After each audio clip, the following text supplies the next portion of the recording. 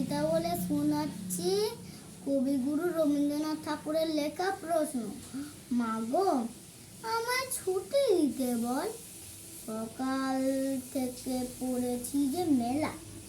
এখন আমি তোমার ঘরে বসে পড়বো শুধু পড়া পড়া খেলা। তুমি বলছো দুপুর এখন সবে, না হয় যেন সত্যি হলো তাই।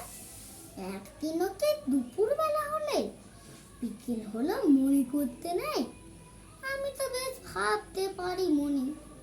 সূর্য ডুবে গেছে মাঠের শেষে, পাগড়ি বুড়ি চুবড়ি ভরে নিয়ে শাক তুলছে পুকুর ধারে এসে।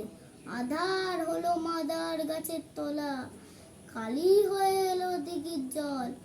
হাটের থেকে সবাই এলো ফিরে, মাঠের থেকে এলো চাষির দল।